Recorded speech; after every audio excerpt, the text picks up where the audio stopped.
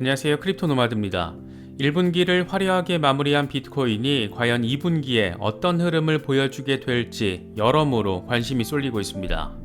비트코인은 29,000달러 저항을 확인한 뒤 지금은 27,000달러 중반까지 후퇴한 상황입니다.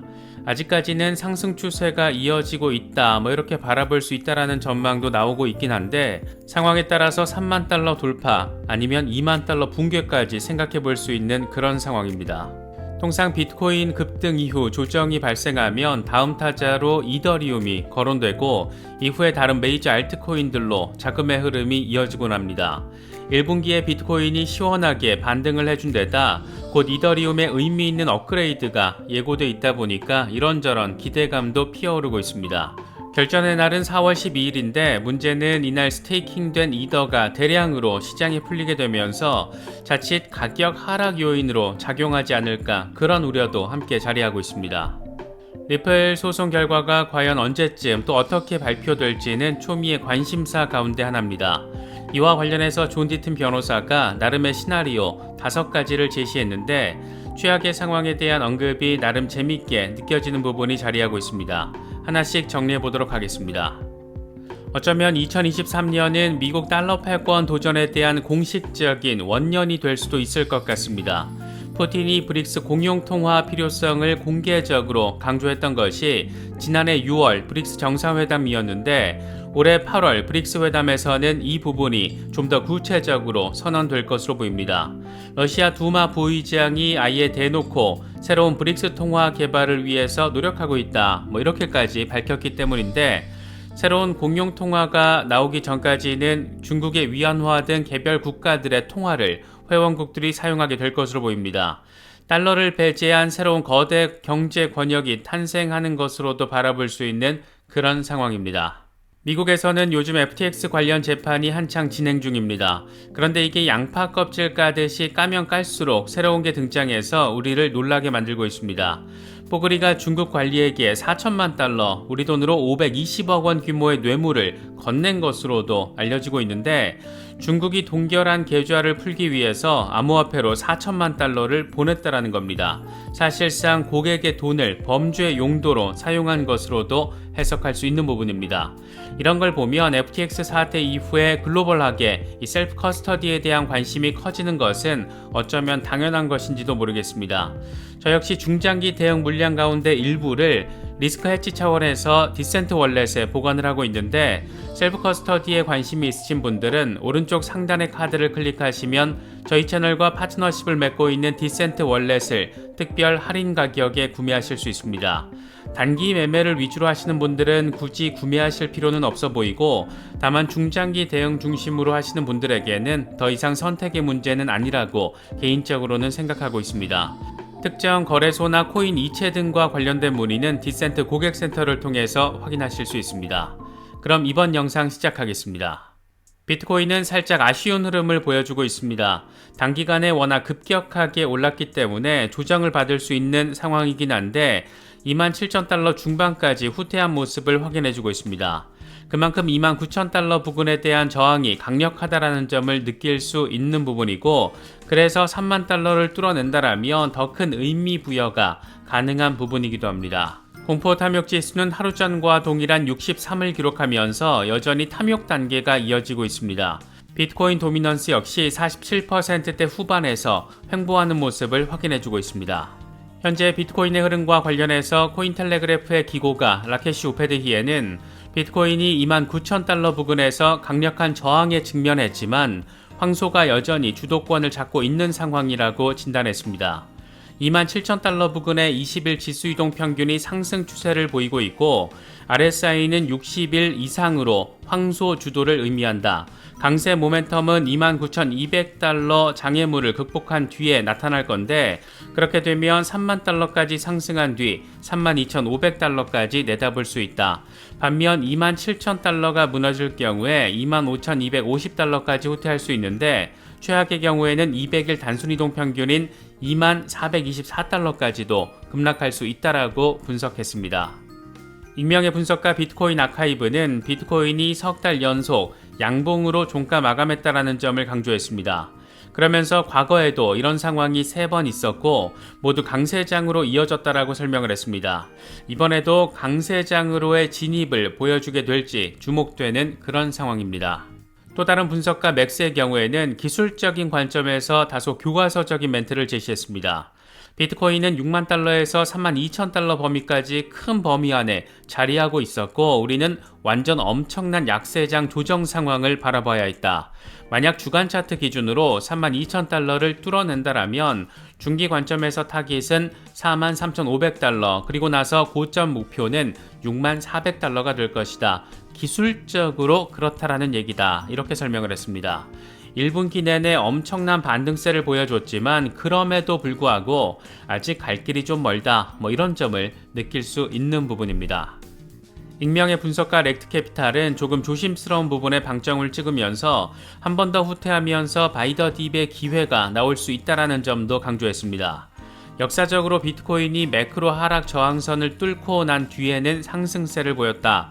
하지만 2015년의 경우에는 돌파 이후에 다시 한번 하락 리테스트를 했었는데 이번에도 4월 또는 5월에 급락이 발생하면 이건 마지막 리테스트가 될 수 있고 몇 달 동안 2만 5천 달러 수준에 자리할 수도 있다. 이렇게 설명을 했습니다. 쉽게 말하면 2015년의 경우처럼 돌파 이후에 한 번 더 빠질 수 있지만 이때 지지 테스트 한 번 더 진행하고 강세 랠리를 보이게 될 것이다. 이번에 비슷한 상황이 벌어진다라면 아마도 2만 5천 달러 주변에서 몇 달 더 머무른 뒤에 강세 랠리를 벌일 것이다. 이런 얘기를 지금 하고 있는 겁니다. 비트코인이 1분기에 워낙 의미 있는 퍼포먼스를 보여주다 보니까 과연 제대로 된 알트코인 장세는 언제쯤 바라볼 수 있을까 이런 부분도 관심사가 되고 있는 모습입니다. 이 이미지는 알트코인 장세로 가는 일종의 순환 장세 사이클을 표현한 건데 먼저 비트코인으로 자금 유입이 이루어지면서 가격 상승이 이루어지고 그 다음으로는 이더리움 이후에 메이저 알트코인들을 거쳐서 중소형 알트코인들로 자금이 옮겨지는 이 순환 장세가 펼쳐진다라는 겁니다. 이게 꼭 100%라고 할 수는 없겠지만 대체로 이 같은 흐름을 적잖이 경험했다라는 점에서 이제 알트 시즌도 머지 않은 것 아닐까 그런 생각도 갖게 만드는 부분입니다. 특히나 4월에는 이더리움 중심의 장세가 펼쳐질 가능성이 자리하고 있다는 점에서 이 같은 순환 장세에 대한 기대감을 키우고 있습니다. 잘 알고 계시는 것처럼 이더리움은 4월 12일 상하이 업그레이드가 예정되어 있습니다. 지난해 9월 단행된 지분증명 전환의 마무리 의미로 바라볼 수 있는 업그레이드인데 이더 2.0에 예치된 이더를 인출할 수 있게 되는 게 핵심입니다. 일각에서는 스테이킹된 이더가 풀리면서 이더리움 매도 압력으로 이어질 수 있다 이런 전망도 제시하고 있지만 블록당 인출 제한이 있고 인출 소요 시간 등을 고려하면 매도 압력은 제한적일 것이다 이런 반대 전망도 나오고 있습니다. 이더리움의 확신이 큰 스테이커들이 과연 언스테이킹이 가능해졌다라고 지금 가격 수준에서 이더리움을 매도하려고 할까 개인적으로는 회의적으로 바라보고 있는데 이런저런 가능성 숙지하시고 상황 바라보시고 대응하시면 좋을 것 같습니다. 어쩌면 2023년은 미국의 달러 패권에 대항하는 반대 진영의 공식적인 발발 원년이 될지도 모르겠습니다. 지난해 6월 브릭스 정상회담에서 푸틴이 쏘아 올렸던 브릭스 공용통화 논의가 올해 8월 브릭스 회의에서 더 구체적으로 다뤄지게 될 것으로 보입니다.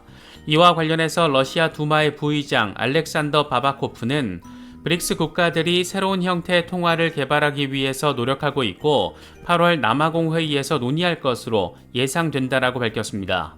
그러면서 첫 번째로는 달러에서 브릭스 국가 간 통화로 결제 전환을 하고 이후에 이걸 디지털이나 완전 새로운 화폐를 만드는 게 다음 단계가 될 거라고 설명을 했습니다. 블록체인 기반으로 이루어질 가능성에 대한 첫 공식 언급으로도 바라볼 수 있는 부분입니다. 사실상 브릭스 진영의 경제 권역을 완전히 공고히 만들어서 달러 진영과 전혀 상관없이 자기들끼리 상생할 수 있는 시스템을 만들겠다라는 건데 이미 러시아와 중국은 위안화 결제에 대해서 합의를 했고 중국과 브라질 역시 위안화와 헤알화를 무역 결제에 사용하기로 했습니다. 미국이 달러를 통한 국제 결제를 막든 말든 자기들끼리는 알아서 무역 결제를 하겠다라는 의지를 아주 강력하게 내보이고 있는 겁니다. 물론 이런 도전이 얼마나 성공하게 될지는 또 다른 문제이겠지만 확실한 것은 100년 동안 이어져 왔던 달러 패권에 적지 않은 균열이 생기고 있다는 겁니다. 이 같은 분위기 속에서 월스트리트 저널은 홍콩이 암호화폐 허브 도시로 재부상하고 있다는 분석 기사를 제시했습니다. 20개 넘는 암호화폐 기업, 웹3 기업들이 본사를 홍콩으로 이전했거나 이전 준비를 하고 있다는 겁니다. 월스트리트 저널은 미국이 암호화폐 규제를 강화하는 상황에서 시장의 중심축이 홍콩으로 바뀌고 있다. 이런 섹시한 분석을 제시하기도 했습니다.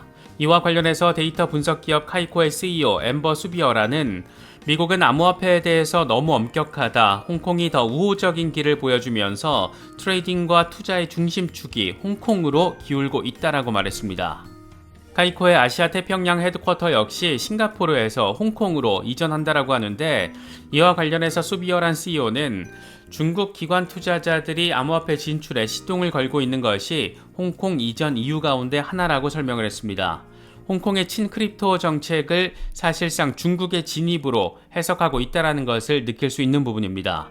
특히 홍콩은 6월 안에 암호화폐 라이선스를 공식적으로 도입하겠다라는 계획을 공식화한 상황이고 중국의 국영은행들이 홍콩 지사를 통해서 크립토 기업들을 상대로 장사를 하려고 돈을 벌려고 하는 모습도 포착되고 있는 그런 상황입니다. 중국 본토에서 암호화폐를 표면적으로는 금지하고 있지만 사실상 홍콩을 통해서 이 시장에 중국 기업과 자본이 들어오고 있는 상황 또는 이미 들어온 상황, 6월 이후가 기대가 되는 그런 상황적 배경이 아닐까 생각됩니다. 큰 그림을 정리하자라면 미국이 규제 타령을 하면서 헛짓을 할 때 중국은 홍콩을 통해서 크립토 시장에 점점 더 가까이 들어오고 있다는 건데 이 같은 상황 속에서 미국 MIT 연구원이 발표한 비트코인 학술 논문이 아마존 베스트셀러에 오르면서 관심받고 있습니다. 이게 미국 국방부 후원으로 작성된 논문이라고 하는데 제목은 소프트웨어, 군사적 관점에서 비트코인 네트워크의 잠재력을 다룬 책이라고 합니다. 이와 관련해서 디크립트는 이 논문은 비트코인이 정부 보안 측면에서 군사적 솔루션이 될 잠재력이 있고 지정학적 환경에서 중요한 역할을 할 가능성이 있다라고 진단했습니다. 또 비트코인이 단순한 P2P 전자현금 시스템을 넘어서 사이버 방어 프로토콜의 역할을 할 수 있다라며 미국이 전략적으로 비트코인 보유량을 확보하지 않는다라면 패권 유지에 어려움을 겪을 수 있다라고 분석했습니다. 이런 말을 미국 행정부와 의회, 특히 SEC가 좀 알아들어야 할 텐데 과연 알아들을 능력과 의지가 있는 건지 다소 회의적으로 느껴지기도 합니다. 리플 소송 판결은 과연 언제 어떻게 나올 것인가 이게 참 사람 긴장되게 만드는 요즘입니다. 이와 관련해서 존 디튼 변호사가 나름의 5가지 시나리오를 제시했는데 내용이 그럴싸합니다. 먼저 최상의 결론은 법원이 SEC를 비판하는 상황입니다. 이미 앞서 SEC가 위선적이다, 법에 대한 충성심이 부족하다 이렇게 까인 상황이기 때문에 이 부분이 중점적으로 반영되는 게 최상의 결과라고 바라보고 있는 겁니다. 두 번째로는 리플랩스가 초기에는 XRP를 증권 형태로 제공했지만 XRP 자체는 증권이 아니고 따라서 2차 판매 물량은 증권이 아니다. 이렇게 1차 판매와 2차 판매를 구분지어서 판결하는 겁니다. 최근 LBRY 사건에서의 분위기를 고스란히 반영하는 그런 판결로도 바라볼 수가 있습니다. 세 번째로는 SEC와 리플의 약식재판 신청을 모두 기각하는 것이고 네 번째로는 법원이 XRP를 증권으로 간주하지만 2차 판매의 경우에는 이번 판결 적용을 받지 않도록 갈래를 타는 상황입니다. 이게 조금 골 때리는데 증권은 증권인데 2차 판매 물량은 이번 판결 적용을 받지 않는다. 이렇게 판결이 나와준다라면 시장에는 상당한 혼선이 빚어질 수도 있지 않을까 생각되기도 합니다. 마지막이 최악의 경우인데 SEC의 유리한 판결을 내리면서 아예 XRP나 2차 판매에 대해서 언급하지 않는 겁니다. 이와 관련해서 존 디튼 변호사는 개인적으로는 법원이 브래드 갈링하우스와 크리스 라슨에 대한 유리한 판결을 내릴 거라고 전망한다. 또한 XRP 자체의 성격과 2차 판매에 대해서도 언급할 것으로 본다. 양측 중 누군가가 꼭 승소를 한다라면 그건 리플이 될 것이다. SEC의 주장은 승소하기에는 너무 광범위하게 확장돼 있다. 이렇게 강조하기도 했습니다.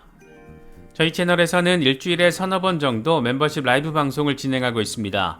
메인 영상에서 다뤘던 영상 내용들 가운데 중요한 부분들을 좀 더 집중해서 살펴보는 시간이고 동시에 함께 이야기를 나누면서 정보 공유를 하는 자리이기도 합니다. 멀리 시장을 바라보고 함께 의지해 나가면서 크립토 투자에 나서고 싶으신 분들에게는 적지 않은 도움이 될 수 있는 자리라고 생각합니다. 관심 있는 분들의 많은 참여 부탁드리겠습니다. 이번에 준비한 영상은 여기까지입니다. 시청해주셔서 감사합니다. 지금까지 크립토 노마드였습니다.